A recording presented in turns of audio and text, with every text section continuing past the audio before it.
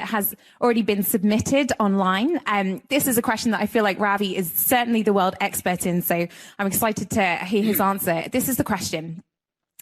In a discussion, how do we train ourselves, rather than answering a question at its face value, to recognize and address the assumptions behind the question? I think it's critical. It's not only critical, it's following Christ's example. Do you notice how long he took to answer the woman at the well? He had systematically peeled off all of her fears, all of her concerns, all of her prejudices, and she was probably stunned when he said to her, I know exactly who you are, and I know exactly what you've lived through. And he just opened up her heart to be able to confess what it was she was really looking for. Behind every question is a questioner, and behind every questioner is a convergence of hurts and pains and prejudices and stumblings and failings and disappointments. You never really know what all has gone on. Always assume that behind a painful question is probably a lot of pain. I learned this early in my life when I was speaking in Birmingham, Alabama. It was in the 1970s. I had just begun my itinerant work, and I was sitting in the last but one pew of the church because a young couple wanted to talk privately. And they were sitting in the pew behind me, and I was leaning forward like this, and they asked about the issue of pain and suffering, and they even used the word anguish. And I was about to lean into the best philosophical answer I could give to take the sting out of it when I looked at the baby in the bassinet next to them and realized the baby was born with some very stark deformities. It was evident. And as soon as I looked at that child, I swallowed hard. And I muttered a prayer and I said, God, help me. And I looked at them and I said, you're going through it, aren't you? And they said, yes, sir. I said, tell me a little bit about it. And all I did in the opening moments was walk with them through the journey of how they had processed, because every journey of pain and disappointment takes you through various moods and various struggles, from anger to sorrow to despair to sadness, however you cope with it, till God gives you the strength to keep moving on, and with his grace. Always question the questioner, because it'll do two things. It'll open the questioner up within their own assumptions, and it'll then determine the entry point of the discussion. Very critical. When you determine the entry point of the discussion, it is not to manipulate the questioner, but it is to set the foundation on which the answer is going to stand. Because an answer without a foundation will crumble. You have to go to the foundation and build that foundation. And one of the ways you often do that is identify with the questioner. When you identify with the questioner, if that child is, the family has gone through something like that, then you have to find an experience where you can find, well, at least come close in matching that. It is critical that the questioner feels the warmth of your own heart, because before you get an answer, you have to believe in the one answering the question. I'll give you a very simple example, although it's nothing near elaborate. A few days ago, our grandkids were visiting. When the door opens without a knock, we know who it is. It's the grandkids. And this guy, Jude, was running havoc up and down the kitchen, and you're just going dizzy watching him. And all of a sudden he makes a turn and stubs his toes. And he screams. He is screaming. I was about to say to him, that's what you get, Jude, when you're running around like this. But Margie picked him up, put him on the counter, and started kissing his toes. And said to him, Nana knows exactly how you feel. This pain is a very painful thing with a toe or a finger or an elbow. You bump it and you hurt it. But in a few moments, you'll be fine, Jude. And there he was, tears. And I thought to myself, what is the matter with me? I'm trying to give him a philosophical answer. when his toe is hurting. What an illustration, You have to find out where the person is hurting so that they accept you before they accept your answer. And I think it's our whole team is like that. And I'm amazed and watch how they do it. And one comment we get back from the question is, thank you for understanding. Thank you for hearing my cry. When Vince and I were in a place in one of the major universities, I won't name it, there were two young women standing in front of us, obviously from a completely different worldview and a completely different lifestyle. And they had asked a question, and from the platform, we both answered. I was as close to the question as I am to you. She was at the microphone, and I locked eye contact and was doing my best to answer as Vince had to. After the Q&A was over, they both asked if they could see us privately. And we went to the side room, and they told us their story. And then they asked if they could take a picture with us, and both of them gave us a big hug and thanked us for being understanding. Do you compromise your convictions? No, but you have to have conviction with compassion. If you don't have conviction with compassion, the person will never ever respond. So I caution you, be a good listener before you answer any question. Ask a handful of questions, and then they will know you are talking to them and not just to an idea. Ravi, we'll be hearing a little bit more about the answer to that question in the final session of the day, which is going to be on the art of conversation. So there'll be some more practical tips coming as well. Let's have a live question from the floor. Hello, Ravi. My question is on grace and justice. I kind of feel like they are slightly mutually exclusive. Not slightly, but I'm having trouble understanding how you could, how God can be both graceful and, just. It seems like if, he's going to be, graceful, then it's not really enacting any justice. Justice isn't served. Well, Michael Ramsden, my colleague, is doing an incredible amount of creative work in this whole area of justice and judgment. Why justice is so important in the mind of God. The Greek philosophers talked about liberty, equality, justice, truth, beauty, goodness, ideas by which we live, ideas by which we judge. The problem with the Greek philosophers is they were never ultimately able to point all of that to a person. And that's where it really took the Hebrews with the revelation of God to be able to talk about a gracious God and a just God and a merciful God. And that's why the very concept of the Hebrew language, chesed, loving kindness, who understood that better than David himself? Here was a man who had gone so far afield in crossing boundaries. I want to do a little dividing of a thought here. Very important, okay?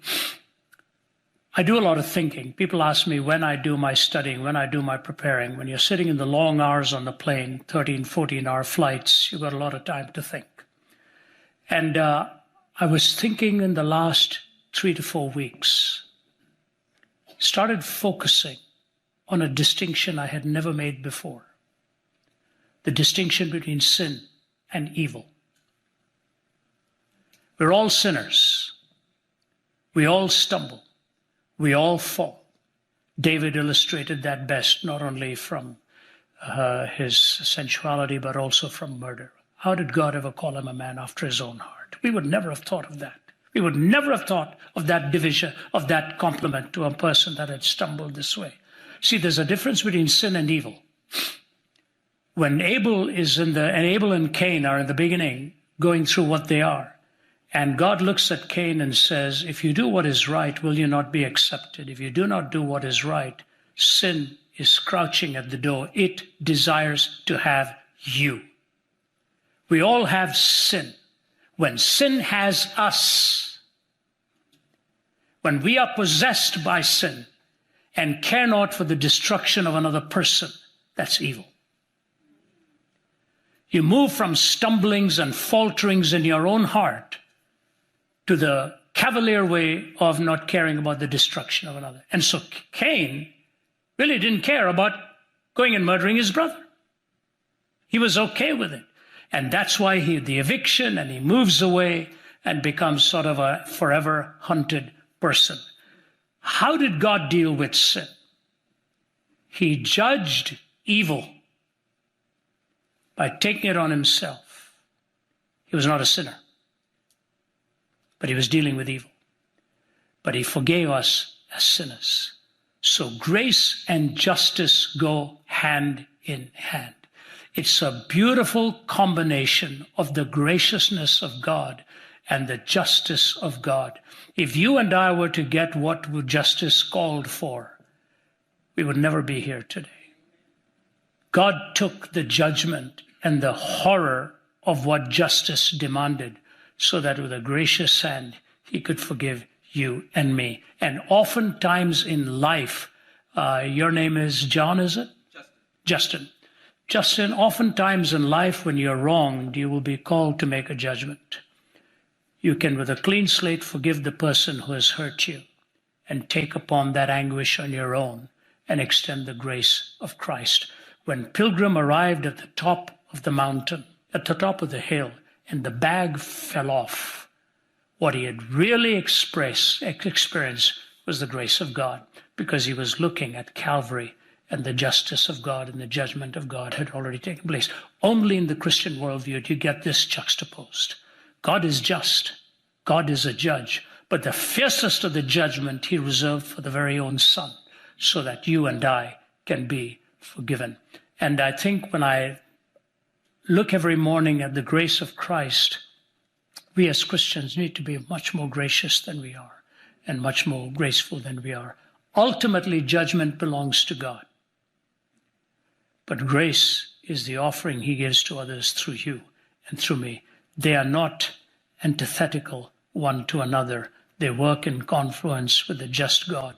When justice and love stare at you and me on the cross, we know where the justice is and where the love is. Father, forgive them, for they don't know what they are doing. In every other worldview,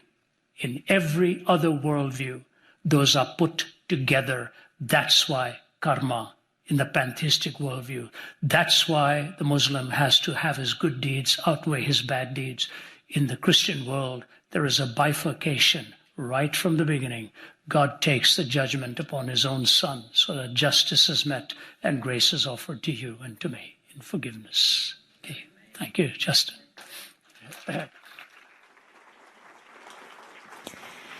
Thank you, Ravi. Let's take another live question. Hello. My question is that in modern society, we see that culture is devaluing sex and marriage. It's promoting evil through certain types of media, whether it be demonic or just straight up violence. So how do you see this change in society impacting us as people in generations to come in the future? I appreciate that. And, we often think this is something new. In some ways it is, because the capacity to disseminate in mass communication is huge. But if you go through the first 10 chapters of the Bible, my goodness, you see everything that you want to see and more. It's already there.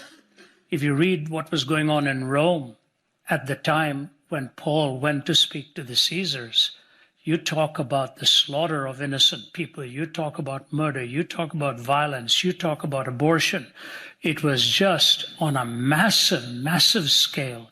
Right now, what we are aware of is that the dissemination capacity because of the eye gate, and it is not just that, it is the fact that once upon a time you had to go to a place to find evil to look at. Now you don't have to go to it. It comes to you. It is in the hip. It is in our phones. As I was talking to the Google people, I mentioned to them, I said, I heard a comment that reminded me so much of what is really going on. One man once said, you may have a smartphone, but it's not a wise phone. And I'm not sure how happy the Google ears were to hear that kind of thing. But I said, that's where we work together. You may provide the phone. We want to talk about the wisdom and how to use it. And every day you learn. Even as mature people, you learn. You learn the hard way. What to open, what to look at, what not to open, what not to look at.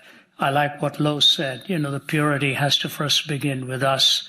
And so we begin each day by repenting of our own sin and our own unclean heart, and we then go through the day being an example to a world that is struggling. Why does the world struggle? As Naomi was pointing out, their starting point is different. It's a naturalistic framework. Ethics is self-referencing. You point to yourself and you define all your values. That's not what God wanted us to do. The biggest break in the day and the dawn of creation was in that one commandment. Do not eat of the tree of the knowledge of good and evil, because in the day you do it, you're going to die. What did Satan say? Satan countered it with a counter perspective. No. Do it because you will be as God, defining good and evil. That's really what he was saying. Play God. The moment we started to play God, all of this stuff has been unleashed upon us. So how do we deal with it? We have to deal with it in several ways, most importantly by admonishing our own lives. I have committed to God these days that I'm going to start by admonishing myself. Where can I go wrong today? What can I do that's ill-judged or ill-advised today? You prepare for the day by preparing your own heart. Secondly, I think what Lo said is so important, being pure in your own heart and in your thinking and in your words. You look at the political arena today. You know, when my brother and I left India, I was 20, he was 22. That was 1966. As the plane took off, that's the first time he and I ever sat in a plane. As the plane took off, he looked at me and said, I'm never coming back here again. He was 2 years older than me. I said, are you kidding me? He said, no. He said, politics is so corrupt here, and the power brokers wield such authority here. I'm never coming back. Now, after having lived in this part of the world for 50 years, I see the same thing happening here. Politics has become so corrupt. I have never seen such absence of charity. The question is not whether you like a person or not. The question is, how do you treat every person with dignity and respect, and let God be the ultimate judge of whether that person was a good person or not. We've lost civility.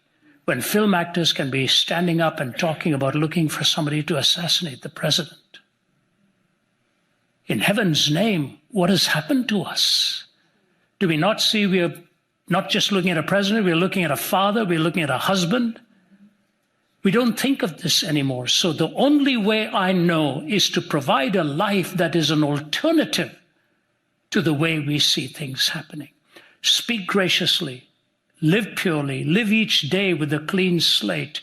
And I know this from experience, that the day will come where even those who did not like what you believed, towards the end of their years, they will look at you and say, you're the only one I really respected in the days that I was working. I can give you illustration after illustration after illustration. So how do we deal with this? Think good thoughts, live a pure life. Our pulpit needs to address the issues of the time. If the pulpit is not addressing it, we are losing the millennial generation completely. A few days ago, my wife was watching Bill Ayers, the guy who was with the Weather Underground, blowing people, the Weather Underground, whatever it is called, setting bombs, blowing people up. And you know what he said in the interview last week? He said, once we thought we could destroy this country by blowing places and people up, we knew we weren't succeeding, so we decided instead to build young people who'd become professors of the university and change culture. It's exactly what they did. It's exactly what they did. The average Ivy League professor today is a radical left-wing thinker. So they are. There are many exceptions, thankfully, but the rule is not that. How do we change society? Start speaking from the pulpit on ideas that are truth and relevant, and get into the educational world and start changing it from within, and then use the arts to show beauty and goodness, which is why we are also trying that. Start with your own life, move to the other parameters that affect life. And if you live like that, in the sunset years of your life, somebody will come and say to you, you're the only one I really respected in the days, even though I disagreed with you at that time. I hope that'll help you a bit. Thank you very much, Ravi. Thank you. Thank you, Ravi. You were just speaking about morality in our culture. One of the challenges that we'll often hear from atheists is actually against the morality of the God of the Old Testament. So we have a question that's been asked here, which is, how do I justify the old existence of the laws of Moses to an unbeliever? And then they give the example of the punishment for sexual immorality being death. That's your field, Joe. I'd rather hear what you have to say. That's Joe's subject. She's writing a book on this. You know what? If you were to ask me, what are 3 or 4 of the toughest questions you can think of? That's somewhere at the top. You do struggle with it. And the Muslims are very quick to point out that the Old Testament had its hazards too. But here's what let me just say to you as quickly as I can. Number one, I would ask the person, why do you think it is immoral? What happened? Are you asking that from a naturalistic framework, or are you asking that from a theistic framework? If you're asking from a naturalistic framework, what is your point of reference for ethics? Because in fact, it was Darwin who talked about nature being red in tooth and claw.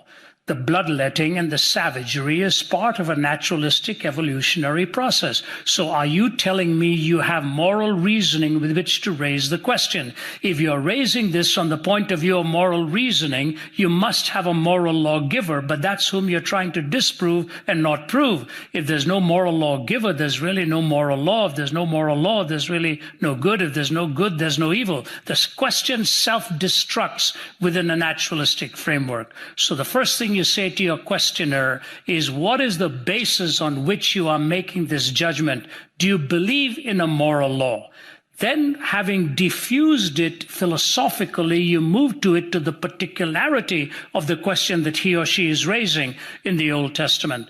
And you have to realize what the Old Testament revelation corpus was like. How was it actually revealed? You know, it's fascinating when you look at Matthew 14 and 15. Matthew 14 is the feeding of the 5,000. Matthew 15 is the feeding of the 4,000. They were 2 distinct miracles. When the 5,000 were fed, there were 12 baskets full. When the 4,000 were fed, there were 7 baskets full. Why?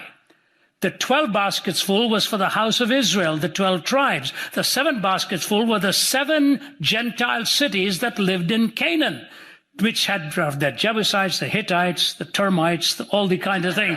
All of these ites, so if you count them, there were 7 of those, the Girgashites, Jebusites, Hittites, and all of them, 7 Gentile cultures within Canaan. Fascinating that the miracles were done back to back to show that the whole house of Israel and all of the Gentile world were going to be fed by the bread of life, which is Christ himself. So grace was extended to all of them.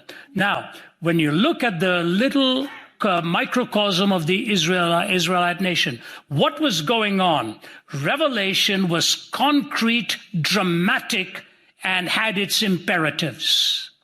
It was a concrete expression. And so, therefore, in proportion was also the judgment. God had established a covenant relationship with a group of people. Let me put it to you this way. If all of a sudden this ceiling were to come apart and God were to descend down here and say to you and me, if you walk out of here and live an evil life, after seeing what you have just seen, judgment will be dramatic. It'll be upon you. It'll be upon your household. And you walk out of here and live with the impertinence and the clenched fist. Can you really blame God after he'd given you that kind of concrete and dramatic revelation? So judgment was in keeping with the dramatic nature of the revelation itself. They were a covenant people, and God was trying to protect that people to be the instruments through whom he would reveal the grace to the whole world. So don't just look at the laws and the stringency of the judgment, and the way they were honoring that covenant was in the Sabbath. That was the expression of the covenantal relationship. If God had demonstrated to me in such dramatic ways all that he demonstrated to them, I don't think I'd point my finger at him and say, why did you judge me this way? When he would say to me, I gave to you all the evidence you wanted, all the dramatic nature, and you still clenched your fist at me. Isn't it fascinating? We question. Why does God judge so dramatically? We never ever pause and say how gracious of a God who kept them through the 40-year wandering in the wilderness and protected them with all the manna and so on. It's because we like to put God on the witness stand. We don't like to be on the witness stand ourselves and be questioned. The judgment was in proportion to the revelation. If you and I were to be judged, thank God he is judging us with the patience and the longevity of grace and kindness, because we are not exposed to that dramatic nature of all that God reveals to us. So he is patient and kind. At least that's one thorn I would like to remove from that question, if I may. Okay. Thank you, Ravi. You give me some ideas for my next talk. Let's have another question from the floor.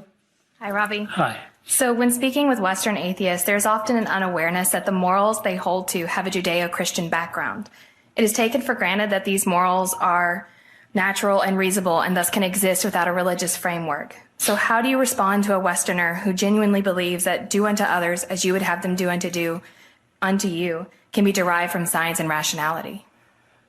Fair enough. I'll never forget being in Moscow some years ago. And my wife was walking with me and 2 or 3 others. And I was going to do a Q&A time at the Center for Geopolitical Strategy. They were all atheists. All the professors were atheists. And we were walking on a cold, wintry day, and they're all walking ahead. I'm a slow walker. So I amble like that with my back having issues. I can't really walk fast. So I was walking, and all of a sudden, I am face to face with a man closer than you are to me right now. And it was a wintry day. He had his trousers on, but no shirt. He was bare-bodied above the waist with a machete in his hand. And he's staring at me eyeball to eyeball, and I'm alone. There's a crowd around there, but they saw this maniac running around, and it's him and me staring at each other. I just looked at God and I said, God, see the curtains? Or you're going to be the curtain for me and stop this. He just stared at me. I don't know what stopped him. I stared right back. And he turned and ran, wielding. In the meantime, the general who was taking us turned around and came running, and this guy had started to flee in the process. And so when I was talking to the Center for Geopolitical Strategy, they were looking at me, and the professor said, we have our own morality, you know. We have a basis for our morality. I said, you're right. I just saw it on the street. A man with a machete in his hand. I said, why don't you go out onto your own street in Moscow today and tell me what you think of the morality out there? I said, what do you think of Stalin, who killed 15 million of your people? He had his own morality too. Later on that afternoon, my wife and I were having lunch with the general who had taken us there. And it was a very meager lunch. It was in the days, very dark. Everything had mayonnaise in it because it made you feel more full. And halfway through that lunch, there were tears running down his face, and he recognized they had no basis for morality. If the naturalist says to me, we have the basis of morality, I'll say, go and take a look at Washington right now. Whose morality are you seeing? Take a look at Hollywood. Whose morality are you seeing? Go into the inner city in Chicago. Whose morality are you seeing? If you don't have a transcendent basis for the intrinsic worth of humankind, then what Chesterton said is true. The tragedy of disbelieving in God is not that a person ends up believing in nothing. Alas, it is much worse. He ends up believing in anything. Chesterton said there's only one angle at which you can stand straight, many angles at which you can fall. That's why love and grace are the 2 greatest ethics that come out of this. It teaches us to love our neighbor and teaches us to offer grace when people stumble and fall. There is no other worldview that provides it. In fact, if Dawkins is right and he complains about all that God is megalomaniacal and all of this genocidal and all the descriptions he gives of a hateful God, if there is no God, who's he talking about? He's talking about us. And if he's talking about us, why is he calling it wrong? If he does not bring a vertical position by which to judge it. So all of his arguments are actually against humanity, not against God. He just likes to use God with which to describe his verbal pugilism and whatever he does. I just say to you, as wonderful as it sounds, when man becomes God, that's when you come back like zombies sent back from North Korea, destroying the young boy so heartlessly, and now describing themselves as the victims of criticism. That's what happens in a purely horizontal ethic. So it simply is illogical to talk about goodness and evil. Philosophers like Kai Nielsen, Bertrand Russell, J.L. Mackie, strong atheists. In fact, Anthony Flew, who was the strongest atheist in the 70s, 80s, and 90s, one of the reasons he struggled with his atheism was just this issue. Towards the end of his life, he said, I have no answer for moral reasoning, and yet we need it. Okay, thank you. Great. We're going to welcome the next question from the floor. I think to be respectful of Ravi's time, and I do apologize because we've been inundated with questions, but this is going to be the last question for this afternoon. But the rest of the team will be around later in the day, so please do feel free to come and ask us more questions as well. Hello, Ravi. My question to you is, in your 40 plus years of ministry, was there any aspect of the Bible that you struggled throughout, and how did you overcome it? 40 plus years of ministry. Yeah, it's been a long time. 72. It's 45 years, ministry. 45 years of marriage, 45 years of ministry. I would never have managed through ministry without my family and without my partners and without my colleagues. One of the reasons we built a team, right from the beginning when RZIM was built, the co-founder asked me why I wanted to have a team. And he said, Ravi, instead of having an organization that supports you, you might end up with an organization that you have to support. How are you going to cope with that? I said, no, I want accountability. I want friendship. I want multiple voices. I don't want to focus on one person. I want this to be the focus only on the person of Jesus Christ and the gospel. And when multiple voices say the same thing, there is wisdom and anointing and power in that. But there's a side value to it. We don't travel alone. We travel with our colleagues, and the encouragement and the collegiality as iron sharpens iron, because this is a very draining life. It's a very draining life.